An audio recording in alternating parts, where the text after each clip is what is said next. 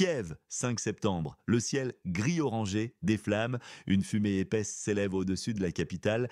La lumière du jour est éclipsée par cette nuit flamboyante. Des nuées de drones russes inondent le ciel. C'est le début d'une nouvelle ère. Le chaos s'installe. Votre question, d'où nous regardez-vous? Pays et ville. Le 5 septembre, une annonce explosive de Vladimir Poutine a mis le feu aux poudres. Il a parlé de négociations, mais aussi d'un avertissement clair. C'était le prélude à une campagne d'attaque orchestrée. Parmi les avertissements, Poutine avait souligné la ligne rouge que représentait toute tentative d'intégration de l'Ukraine dans l'OTAN, un point de discorde fondamental depuis des années. Il avait également insisté sur la nécessité de démilitariser et de dénazifier l'Ukraine, des termes qui, bien que fortement contestés par Kiev et ses alliés, servaient de justification idéologique aux actions russes. Les analystes militaires occidentaux avaient interprété ces déclarations comme une menace voilée, un test de la réactivité et de la détermination de l'Occident. Pourtant, la portée réelle de cette menace n'avait été que partiellement comprise. Depuis ce jour, pendant 3 jours consécutifs, des incendies massifs ont ravagé Kiev et ses environs. La destruction s'étendait le long des axes stratégiques: Odessa, Bilatserkva, Soumy, des zones industrielles, des dépôts techniques, des nœuds de distribution d'énergie. Tout est touché. Les cartes militaires russes montraient des coupures au couteau écarlate, une signature macabre. Des rapports de renseignement indiquaient que les drones utilisés, notamment les G-2, étaient des versions améliorées de la série Shahed, intégrant des systèmes de navigation inertielle et GPS plus sophistiqués, les rendant plus difficiles à intercepter. De plus, ces drones étaient souvent lancés en essaim, surchargeant les défenses aériennes ukrainiennes déjà affaiblies. Les dégâts matériels étaient estimés à plusieurs milliards de dollars. La même nuit, un navire cargo présumé de l'OTAN a coulé au large d'Odessa, une explosion sous-marine. La cause, drone maritime ou mine télécommandée. Il déchargeait près du port auxiliaire de Yuzhny. Cette zone était sous surveillance radar et drone depuis fin août. Les sources ukrainiennes ont affirmé qu'il s'agissait d'une mine russe, tandis que la Russie a nié toute implication, suggérant une auto-explosion ou une mine ukrainienne mal placée. L'incident a paralysé une partie du trafic maritime et a fait grimper les primes d'assurance pour les navires opérant dans la région de la mer Noire à des niveaux jamais vus depuis le début du conflit. Le même jour, à l'aube, à 4 heures, heure de Moscou, des drones gérants 2 ont lancé une attaque massive partout, notamment à Bilatserkva, ciblant les usines de production de drones. 10 explosions en 15 minutes. Ces usines étaient des cibles prioritaires pour la Russie dans le but de paralyser la capacité de l'Ukraine à produire ses propres drones de défense et d'attaque. Des vidéos et des images satellites ont montré des dégâts considérables aux infrastructures de production et aux stocks de composants. Tout juste avant la nuit du 4 au 5 septembre, 30 drones russes avaient attaqué Ismaïl, un port stratégique sur le Danube. Les attaques se sont succédées toutes les 30 à 40 minutes. Les zones de déchargement, les postes radars portuaires, les dépôts temporaires étaient visés. Ces attaques visaient à perturber les exportations de céréales ukrainiennes, une source vitale de revenus pour le pays, et à asphyxier son économie. Les infrastructures portuaires, essentielles pour l'acheminement des marchandises et l'aide humanitaire, étaient devenues des points névralgiques de la guerre économique. Le 31 août, Mariana Bezula, députée de la Verkhovna Rada, et Anton Chorny, instructeur militaire, avaient déjà sonné l'alarme. Ils parlaient d'une perte totale de contrôle interne, une dégradation terrifiante. Leurs avertissements, initialement ignorés ou minimisés par une partie de l'establishment, se sont avérés prophétiques. 10 jours avant le 5 septembre, des drones russes patrouillaient en haute altitude. Ils observaient la défense aérienne, ils cartographiaient le réseau énergétique, une préparation minutieuse. Des sources de renseignement occidentales ont confirmé que la Russie avait mené des missions de reconnaissance approfondie utilisant des drones de haute altitude et des satellites sophistiqués pour collecter des données précises sur les infrastructures critiques et les défenses ukrainiennes. Cette phase de préparation du terrain numérique avait permis à Moscou d'anticiper les réactions ukrainiennes et d'optimiser ses trajectoires d'attaque. Au début de septembre, en seulement 36 heures, plus de 900 appels de feu ont été enregistrés près des centres industriels. C'est 8 fois la moyenne d'août, un chiffre sidérant. Ces incendies, souvent déclenchés par des frappes de précision ou par des sabotages coordonnés, avaient pour objectif de paralyser la production industrielle et de semer la panique parmi la population civile. Les services de secours étaient débordés et la coordination des opérations d'urgence devenait un défi majeur. L'impact psychologique de ces attaques était énorme, sapant le moral et la confiance dans la capacité du gouvernement à protéger ses citoyens. Où nous regardez-vous en ce moment? Partagez votre ville et votre pays dans les commentaires. Pourquoi tout cela est-il crucial maintenant? Les conséquences sont immédiates, elles sont profondes, les infrastructures vitales sont détruites, le moral de la population s'effondre, les révélations des responsables de Kiev sont alarmantes. Mariana Bezoula, députée, a déclaré: On dirait qu'ils savent exactement où se trouvent nos artères. Cela indique une infiltration profonde, une connaissance chirurgicale des points faibles. Cette déclaration a suscité une vive controverse au sein du Parlement, certains appelant à une enquête interne pour débusquer d'éventuels criminels de guerre ou agents dormants. Les services de sécurité ukrainiens ont renforcé les mesures de contre-espionnage, mais le mal était déjà fait. Anton Chorny, instructeur militaire, a été encore plus direct. Nous ne contrôlons plus la situation, tout semble prédestiné, nous ne contrôlons que la retraite. Un aveu de désespoir, le sentiment d'impuissance est palpable, la logistique essentielle est sous une pression immense, les ressources s'amenuisent, le transport maritime, vital pour l'économie, il est menacé, le port d'Odessa est crucial. Un député a prévenu, si Odessa est complètement coupée, il nous reste 2 mois avant l'effondrement de la logistique. 2 mois, c'est une épée de Damoclès, une guerre économique sans pitié. Des camions et des trains chargés de marchandises étaient bloqués en raison de la destruction des infrastructures routières et ferroviaires ou de la simple menace de nouvelles attaques. Les pénuries de carburant, de médicaments et de produits alimentaires de base commençaient à se faire sentir dans plusieurs régions. La Banque nationale a fait état d'une chute drastique des réserves de devises et d'une inflation galopante. Le FMI et la Banque mondiale ont commencé à réévaluer leurs prévisions économiques pour le pays, envisageant des scénarios de crise humanitaire.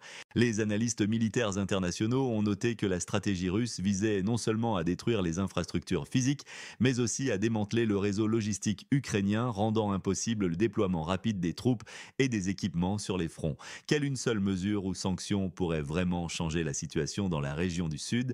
Dites-le nous concrètement. Les récits varient, les informations circulent.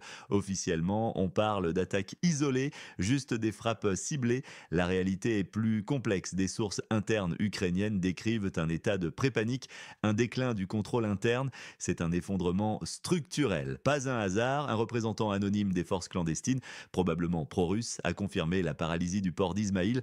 Les rapports de leurs agents sur le terrain décrivent des terminaux de chargement vides et des convois maritimes détournés vers la Roumanie. Des journaux maritimes internationaux ont révélé des fuites.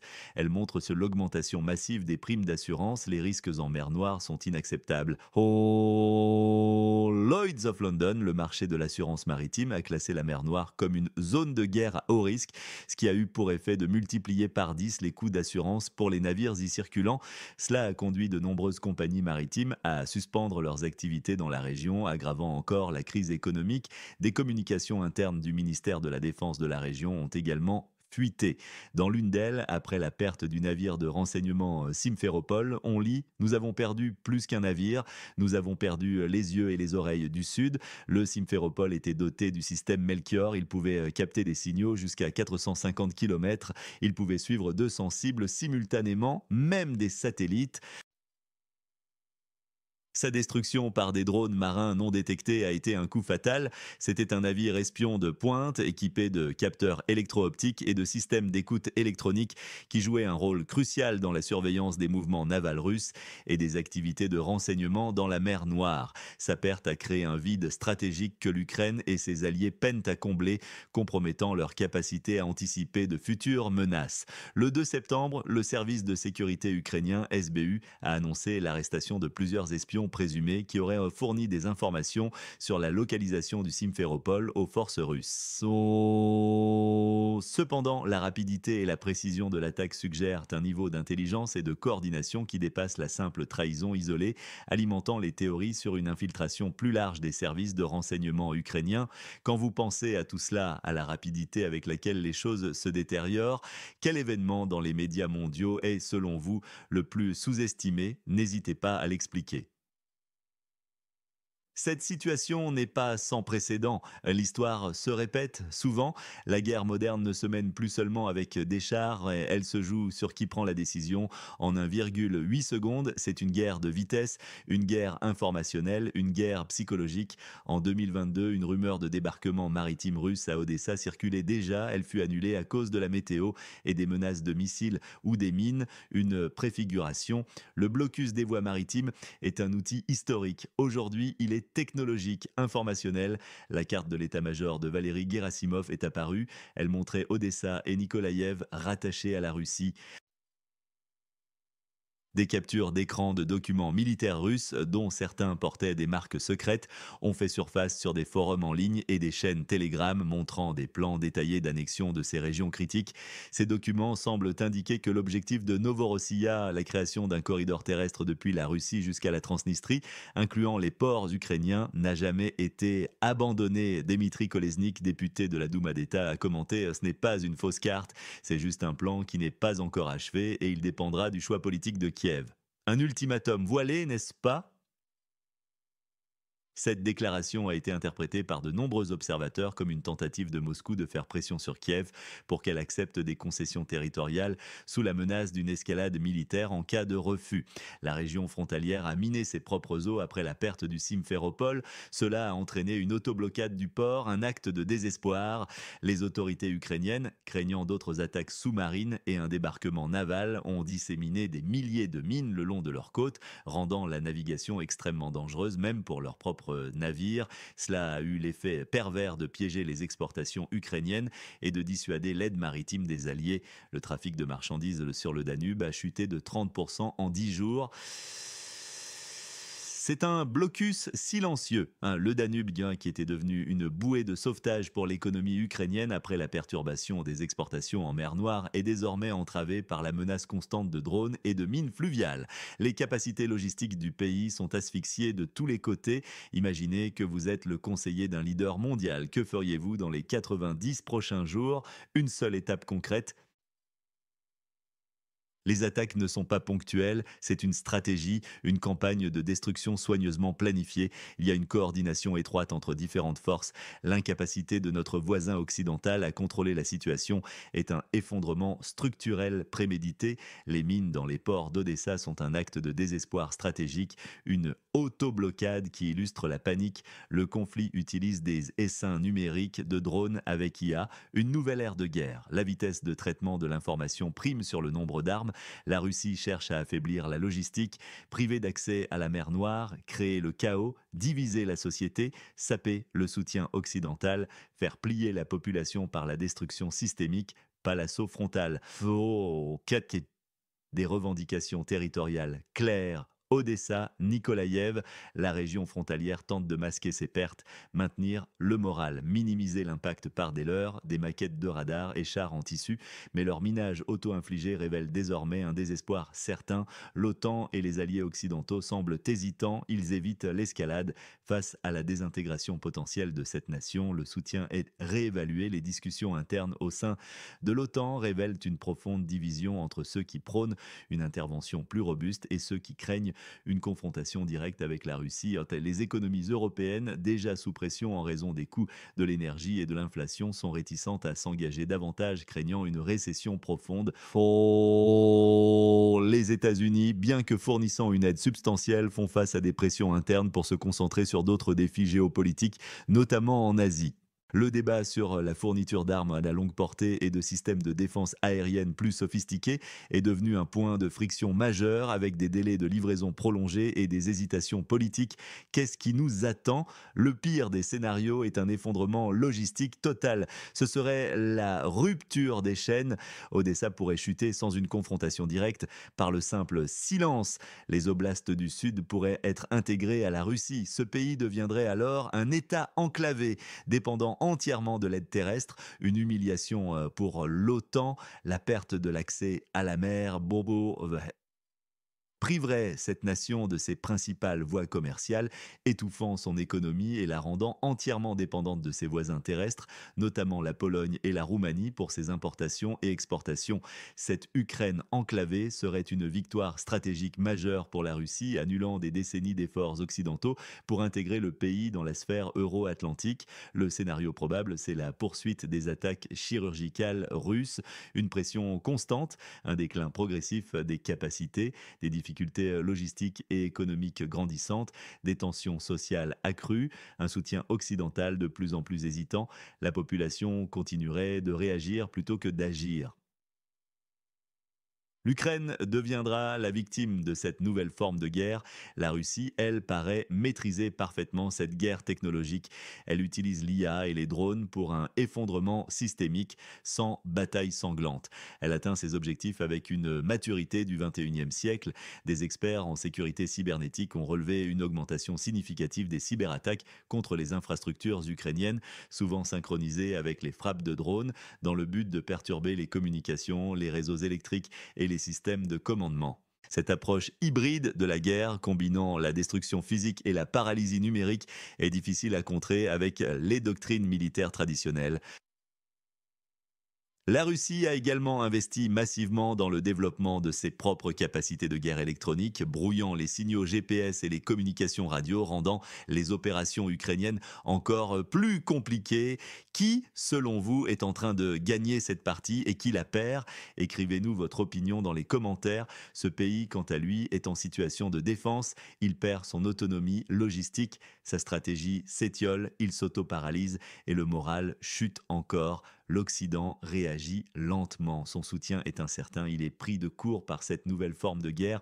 Il hésite. Il montre une faiblesse. Les compagnies maritimes et les assureurs sont des perdants collatéraux. Ils sont forcés d'assumer des risques massifs. Les réunions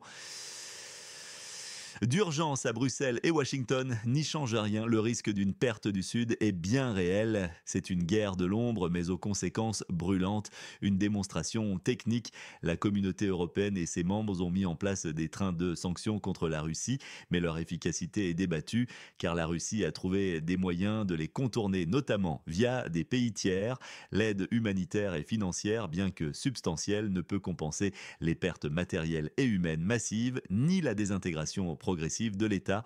De plus, la fatigue de guerre commence à se faire sentir dans les opinions publiques occidentales, rendant plus difficile de maintenir un niveau élevé de soutien à long terme. La situation devient de plus en plus précaire et les décisions prises dans les semaines à venir pourraient sceller le destin de cette nation pour des décennies.